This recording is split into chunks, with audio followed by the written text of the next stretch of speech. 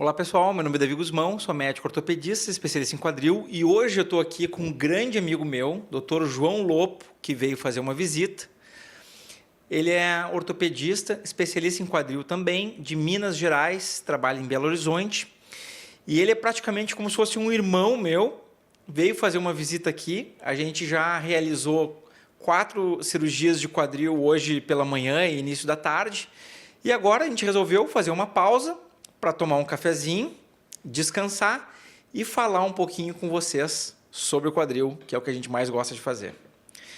João, te apresenta aí para o pessoal, fala um pouquinho de onde tu é, onde é que tu trabalha, para o pessoal conhecer um pouquinho mais, que esse vídeo vai aparecer lá no meu canal e aí o pessoal vai poder te conhecer um pouco.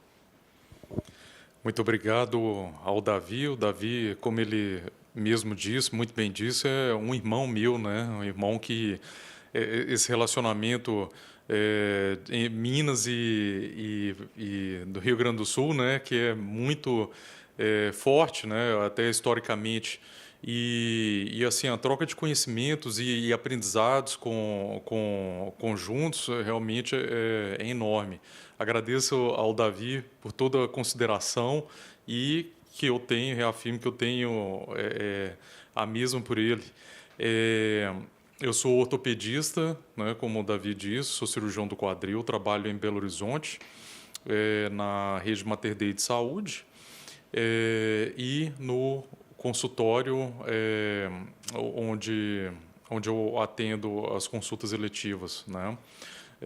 E a parte cirúrgica é basicamente na rede Mater Dei de saúde em Belo Horizonte. Beleza, João. Bom, eu convidei o João aqui para conversar um pouquinho por 2 motivos. Um motivo para ele estimular, para que eu possa estimular o João a ele fazer um conteúdo desse de valor e ajudar os pacientes de Minas. Essa é uma forma de ter um estímulo, um empurrãozinho inicial. E o outro motivo é para conversar um pouco de um tema que vocês pedem muito e o João tem um interesse especial nesse tema. O tema que vocês sempre pedem para que eu fale bastante, comentem bastante e muitos pacientes também entram em contato comigo dizendo que tem esse problema é a bursite de quadril. Bursite de quadril, que tecnicamente a gente chama de síndrome dolorosa do grande trocânter ou dor peritrocantérica. Vamos mostrar aqui o trocânter para o pessoal, João. Ó, então o João vai mostrar para vocês aqui. Isso aqui é uma articulação do quadril, tá? Onde quando a gente fala quadril, a gente está se referindo a essa partezinha aqui, a bola e o encaixezinho. Chega bem pertinho da lente ali, João, para tu mostrar para o pessoal. Ó. Então, a bolinha e o encaixe é o que a gente chama de quadril. Tá? E a região trocantérica ou peritrocantérica é uma parte do osso do fêmur. Isso. Ó, então, essa é a parte proximal do osso do fêmur. E essa partezinha lateral que o João está apontando é a região trocantérica, ou também chamado de região peritrocantérica, onde ocorre a bursite do quadril. Quando vocês deitam de lado e tem dor na lateral do quadril, ou aponta na lateral do quadril e sente dor, essa é a região trocantérica. Então, quando a gente fala da bursite, quando vocês falam da bursite, na verdade o que a gente chama é a síndrome dolorosa do grande trocânter. Em medicina, né, João, quando a gente fala de síndrome, a gente quer dizer que existem mais de uma causa que pode provocar a mesmo tipo de apresentação clínica de um paciente. Então, a dor lateral do grande trocânter pode ter mais de uma causa, então por isso que a gente usa o nome de síndrome, porque não é uma coisa tão simples, não é só uma causa que leva a isso. Então, um dos motivos para eu conversar com o João aqui e querer mostrar para vocês, para que ele fale um pouquinho disso, são alguns tratamentos que o Dr. João está fazendo com sucesso muito grande e hoje a gente vai passar a tarde conversando sobre esse tipo de tratamento para que eu possa oferecer para vocês também, mas que o João já está fazendo isso lá em Minas Gerais, em Belo Horizonte. Então, João, comenta para o pessoal aí sobre os tratamentos que tu está usando para dor lateral do quadril, em quais casos que isso se aplica mais, E pode ser de uma maneira bem informal, assim, que o pessoal ele prefere que a gente não se comporte como médico tradicional. O pessoal é acostumado à espontaneidade. Não Certo. tem problema de usar termos mais corriqueiros que os pacientes utilizam. Então. Esse é um tema que realmente ele não só nos interessa muito, mas também ele é um desafio para aquele ortopedista mais tradicional. Quantos já devem ter passado pela mão de algum ortopedista ou de um ortopedista que não está tão acostumado com essa parte do tratamento da dor em si, mais voltado para a parte puramente cirúrgica, ou aquele um pouco mais antigo que está bem mais relacionado com a parte apenas da prótese e que fica um pouco perdido com relação ao tratamento da dor. A dor lateral do quadril, que é a síndrome dolorosa do grande trocante, ela é multifatorial. Então, ela tem vários componentes que vão desde aquele anatômico e aquele tecidual, da estrutura anatômica que ela está envolvida, né? Que pode ser o tendão, pode ser a bursa, ou pode ser até os dois em conjunto, e até, como o Davi disse, né? Se comportar como uma síndrome envolvendo uma outra articulação, como a coluna. Então, a gente pode ter como fonte de dor uma dor lombar baixa ou uma dor sacroiliaca que ela está irradiando para a região glútea, para a região peritrocantérica. E isso torna-se um diagnóstico difícil justamente por identificar onde é que está a origem dessa dor. A origem da dor, quando ela está bem centrada ali, então, na região peritrocantérica, ela pode vir da bursa em si, pode vir dos tendões ou pode vir do conjunto de ambas. E o tratamento, ele é claro, um tratamento um pouco mais invasivo, mas não invasivo ao ponto de ser cirúrgico, pode envolver uma infiltração, por exemplo, que já deve ter sido proposto até para muitos de vocês, e que nem sempre ele é eficaz, por conta da região onde está sendo aplicada aquela medicação, do medicamento que está sendo utilizado e da forma como ele está sendo aplicado. João, desculpa te interromper, mas eu queria fazer uma pausa só para pegar um gancho de uma coisa que tu falou, que também é uma colocação de alguns pacientes, né?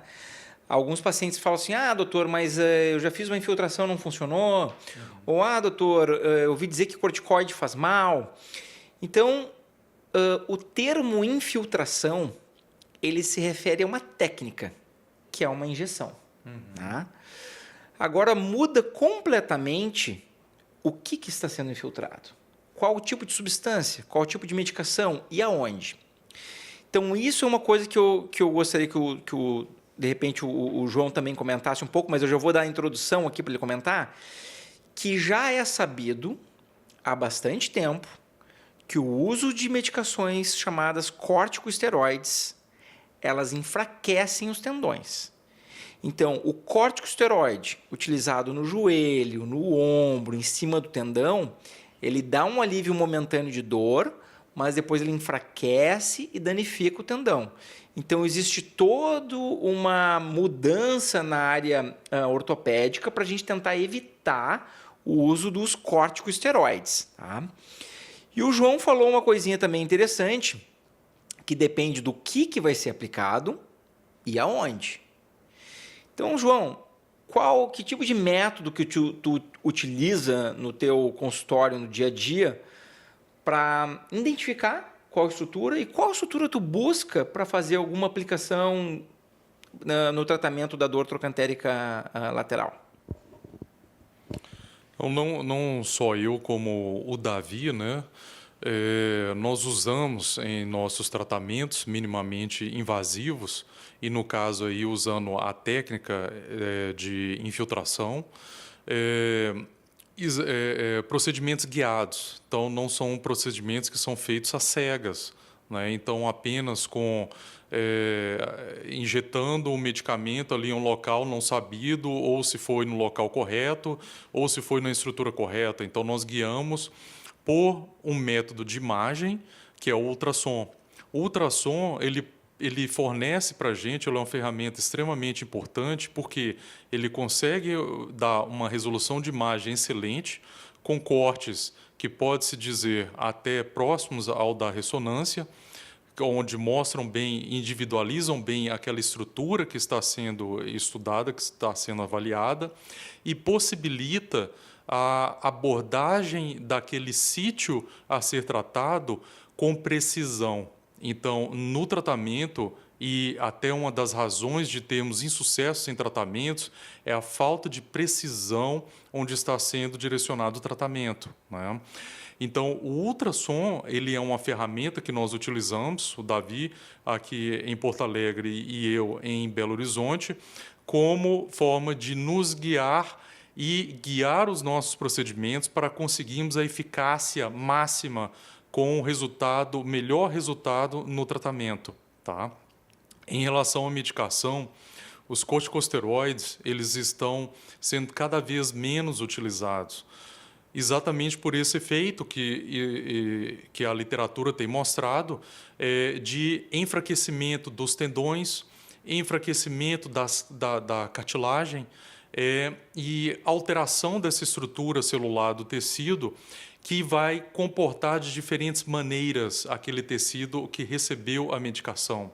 Vocês podem, ou já devem ter ouvido falar, por exemplo, que a infiltração de corticoide ela é contraindicada no tendão calcâneo, que é no tendão de Aquiles. Por quê? Porque ele fatalmente vai levar à ruptura daquele tendão. Então, imaginem fazendo uma infiltração em uma região, às cegas, num tendão importante como o tendão do quadril, e o comportamento que isso vai levar naquele local. Ele pode ter tanto a degeneração daquele tecido do tendão ou da musculatura para uma formação de um tecido gorduroso, fraco e ineficaz.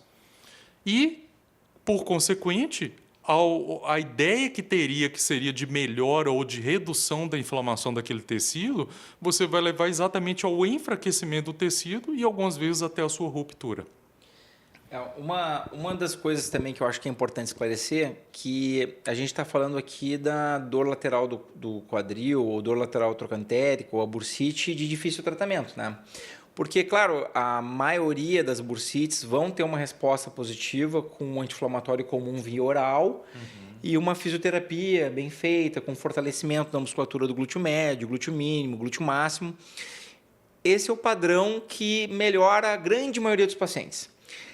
Porém, como nós somos especialistas em quadril, chega para a gente aquele paciente que já passou por uma emergência, já fez fisioterapia, já fez acupuntura, já fez pilates, fez natação, hidroginástica, benzedura, fez de tudo, né, João? Então, nesses pacientes que a gente chama uma bursite resistente ou uma síndrome dolorosa do glande de Trochanter de difícil tratamento, é onde a gente lança a mão dos métodos viscobiológicos, que são métodos que visam não a simplesmente tirar a inflamação e tirar a dor. Visam a melhora do tecido que está envolvido na inflamação, né? Vocês já devem ter lido no laudo da ressonância de vocês, que às vezes fala uma palavrinha tendinose, tenossinovite, tendinite, bursite, mas atualmente a palavra mais comum que está sendo usada é tendinose, né? Explica um pouquinho então, João, para o pessoal assim, o que significa essa palavra tendinose e aonde entra o tratamento viscobiológico em relação a essa tendinose. O Davi, ele como sempre, né, vocês percebem o conhecimento dele que é absurdo, né? Nós temos então o tecido, no caso que nós estamos discutindo aqui, os tendões, fases de evolução de alguma patologia relacionada a ele. Quando tem um evento agudo e um início ou alguma lesão, um estiramento, alguma distensão, algum trauma local, esse tendão ele responde com o que chama tendinite, que é uma inflamação. Então é um processo inicial. Esse processo inicial ele é muito marcado por esse envolvimento inflamatório e que melhora, na grande maioria das vezes, com o uso do anti-inflamatório, com a fisioterapia, que são métodos de melhorar essa inflamação ali local. Então, a aplicação de TENS, de choquinhos, como os pacientes falam, né? As ferramentas que o fisioterapeuta ele tem para lançar a mão ali para analgesia e anti-inflamação. Entretanto, quando esse processo ele se perpetua e se prolonga, ele começa a evoluir para uma fase de cronificação. Essa cronificação é o termo que nós usamos de tendinose. Então, é um tendão que ele já sofreu uma modificação na sua estrutura molecular e passou daquela fase de inflamatória aguda, onde as fibras de colágeno, as fibras da matriz extracelular do tecido, do tendão, eles sofreram alteração molecular, que se cronificou. Aí já dá para entender por que alguns casos eles ficam cronificados, eles ficam perpetuando, eles ficam se prolongando, porque esse tecido ele alterou a sua estrutura. Ele não tem mais aquela capacidade inicial que ele tinha antes de se recuperar, de se regenerar, de cicatrizar. Então, nós precisamos lançar a mão de algum artifício, de alguma ferramenta medicamentosa ou terapêutica que mude essa estrutura, que quebre esse ciclo de catabolismo e gere um ciclo de anabolismo. Um ciclo virtuoso, um ciclo de recuperação, de regeneração daquele tecido. Tá? É por isso que ele não está indo para frente, porque ele está num ciclo vicioso de catabolismo. Nós precisamos quebrar esse ciclo. O tratamento viscobiológico, então, ele visa exatamente isso. Ele visa quebrar esse ciclo de catabolismo e começar um ciclo de anabolismo. Como? Estimulando aquele tecido com medicações apropriadas que têm uma ação na cicatrização e na remodelação daquele tecido, como o ácido hialurônico, na mudança da biologia daquele tecido, dando nutrientes, dando capacidade para ele se remodelar. Então, ele vai sair daquela fase cronificada e vai começar a mudar a sua estrutura. É fácil a gente entender como que o corpo comporta e como que ele faz isso. Por exemplo, na musculação. Quando nós começamos a fazer a musculação, nós temos um determinado tipo de fibra muscular. Com o tempo e com o exercício, com aquelas microtraumas, microesforços que são feitos ali no exercício de musculação, a fibra muscular ela se transforma completamente. Isso é mostrado, e foi mostrado, e nós aprendemos isso com a fisiopatologia, com biópsias de tecido, biópsias musculares, coletando no início do paciente que ele não tem nenhum estímulo com exercício físico e depois com o estímulo do exercício físico, mostrando que houve uma alteração naquela estrutura molecular do tecido. A mesma coisa acontece, então, com o tratamento viscobiológico. Aquele tecido que vinha cronificado, que não ia para frente, que não melhorava, que só gerava dor, ele começa a mudar, então, e começar com um ciclo de cicatrização e até no acompanhamento com o exame de ultrassom, isso é muito clássico. Aquela fibra que a gente fala com um aspecto de cabelo despenteado, desorganizada, ela começa a se reorganizar e fica com um aspecto saudável, de fibras bem orientadas, bem alinhadas. E é incrível como que o paciente ele já começa a manifestar uma melhora, né? Justamente por isso. Não é milagre, é simplesmente usar o conhecimento da fisiologia que está nos livros, nos artigos, na ciência, e aplicar praticamente. É isso que é feito. Uma coisa que é importante salientar também, João, que tu falou muito bem, mas eu gostaria de enfatizar, é que não está sendo feito um tratamento para dor e um tratamento só para inflamação. Está sendo estimulado uma regeneração tecidual. E isso requer tempo, tá?